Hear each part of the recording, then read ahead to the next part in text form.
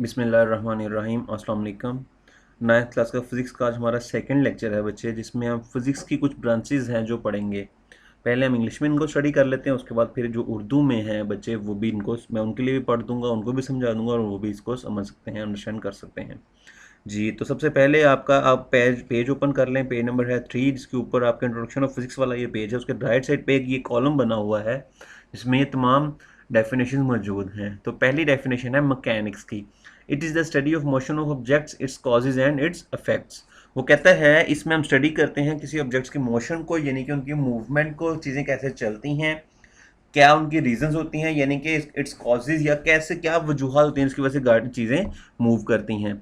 दूसरा and affects, और उसके वजह से गाड़ी को चलने से या किसी चीज़ के चलने से क्या असरात पैदा होते हैं, इसको भी हम मैकेनिक्स का नाम देते हैं। तो क्या मतलब हुआ इस बात का? वो कहता है कि इसमें हम क्या देखते हैं कि मोशन, जो ऑब्जेक्ट्स हैं, जो जो मुख्तलिफ चीज़ें हैं वो कैसे मूव करती हैं, कैसे चलती हैं, किस वजह से चलती हैं और उसकी वजह से क्या असरात पैदा होते हैं।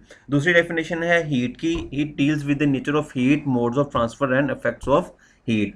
इसमें हम क्या करते हैं, हीट की नेचर क्या है, हीट किस तरीके से पैदा होती है, क्या वो काम कर सकती है, हम उसको कैसे यूज कर सकते हैं। दूसरा मोड्स ऑफ ट्रांसफर, उसको कैसे एक जगह से दूसरी का ट्रांसफर किया जा सकता है। और इफेक्ट्स ऑफ हीट, इसके अलावा हीट के या हरारत के असरात क्या होते हैं उसके, ये इन सारी चीज़ों को स्टडी करके फिर हम कैसे उसको यूज़ कर सकें, इन चीज़ों को हम अंडरस्टैंड करते हैं इस फील्ड के अंदर। उसके बाद तीसरा आ रहा है sound. It deals with the physical aspects of sound waves, their production, properties and application. Physical aspects means उसकी वेव फॉर्म क्या है, वो किस तरह की होती हैं, उनको हम कैसे यूटिलाइज कर सकते हैं, इन सारी चीज़ों को स्टडी करना। उनकी प्रोडक्शन, वो कैसे पैदा होती हैं, उनकी प्रॉपर्टीज़ क्या उनकी नेचर होती है, और एप्लीकेशन उनको कहाँ कहाँ इस्तेमाल कर लिया जाता है, ये साउंड कहलाता है। लाइट्स या optics, it is the study of physical aspects of light, it's properties, working and use of optical instruments. इसमें हम स्टडी करते हैं कि जो डिफरेंट आपकी लाइट है उसकी फिजिकल प्रॉपर्टीज, यानी कि वो कैसे अपीयर होती है, क्या वो चीज़ होती है, किन चीज़ों से बनी होती है, उसकी शेप क्या है, या उसकी साख क्या है, स्ट्रक्चर क्या है उसका।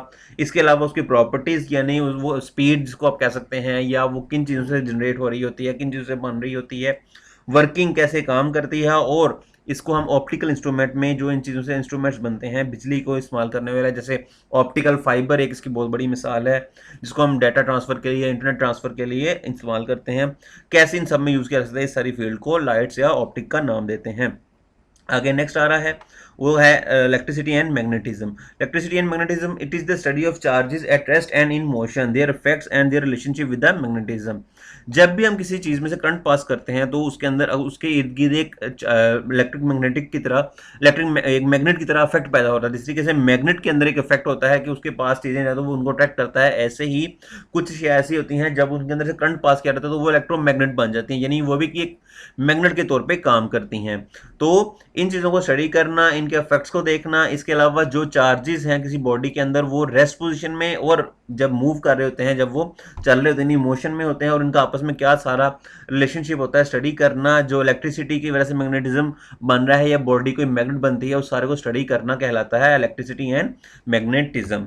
आगे नेक्स्ट आ रही है atomic physics. It is the study of structure and properties of atoms. इसमें हम क्या स्टडी करते हैं, इसमें एटम्स की प्रॉपर्टीज को, एटम्स और इसके अलावा उसका स्ट्रक्चर को, कि वो क्या क्या है, किन चीज़ों से बना हुआ है, इसके अंदर क्या क्या चीज़ें पाई जाती हैं, इन सारों को स्टडी करना एटॉमिक फिजिक्स कहलाता है। Nuclear physics, it deals with the properties and behaviour of nuclei and the particles with in the nuclei. हमारे जो हम लोग जब एक न्यूक्लियर फिजिक्स को स्टडी करते हैं तो इसमें एक्चुअली हम लोग जो एटम के अंदर न्यूक्लियस है, जो उसका सेंट्रल पार्ट है, उसको स्टडी करते हैं कि उसमें क्या क्या चीज़ें पाई जाती हैं, उसकी क्या क्या प्रॉपर्टीज़ हैं, और वो कैसा बिहेव करता है अंडर डिफरेंट कंडीशन। सबको स्टडी करना न्यूक्लियर फिजिक्स कहलाता है। प्लाज्मा फिजिक्स, ये आपकी एक फिजिक्स की स्पेशल ब्रांच है जो 4 टाइप को स्टडी करती है, 4 स्टेट ऑफ मैटर को स्टडी करती है। आमतौर पर हम सॉलिड, लिक्विड और गैस 3 स्टेट्स कहते हैं, लेकिन अब एक और स्टेट भी है जिसको साइंटिस्ट ने डिस्कवर किया है, वो आयोनिक स्टेट है, जिसमें आयंस की फॉर्म में कोई मैटर एग्जिस्ट करता है। इसको आप केमिस्ट्री के अंदर बहुत डिटेल में पढ़ेंगे, और इस फील्ड को स्टडी करना, 4 स्टेट ऑफ मैटर को स्टडी करना प्लाज्मा फिजिक्स कहलाता है। लास्ट है यहाँ पे geophysics. It is the study of internal structure of earth. इसके अंदर हम अर्थ के इंटरनल स्ट्रक्चर को, जो अंदर की साख्त है, जमीन के अंदर क्या क्या चीजें पाई जाती हैं, कैसे वो बनी, सारा इन चीजों को स्टडी करना जियोफिजिक्स कहलाता है। जी बच्चे, अब उर्दू वालों के लिए फिजिक्स की शाखें आप पेज निकाल लें। सबसे पहली है मैकेनिक्स, जिस तरह मैंने पहले इंग्लिश में भी एक्सप्लेन कर दिया था। इसमें अब अजसाम की हरकत के असरात और वजूहात का मुतालिया किया जाता है। डिफरेंट चीज़ें जो मुख्तलिफ अजसाम मूव कर रहे हैं वो किन असरात के तहत ये किस वजह से मूव करते हैं, और उसकी पहले वजूहात हम स्टडी करते हैं, यानी किस वजह से मूव करते हैं, और फिर उससे क्या असरात पैदा होते हैं, इनको स्टडी करना मैकेनिक्स कहलाता है। दूसरा है हरारत, ये हरारत की माहियत, इसके असरात और इंतकाल पर बहस करती है। हरारत होती क्या है, ये कैसे पैदा होती है, इससे क्या असरात होते हैं, और इसको किस तरीके से एक जगह से दूसरी जगह मुंतकिल किया जा सकता है, इसका इंतकाल कैसे किया जा सकता है, इसको स्टडी करते हैं।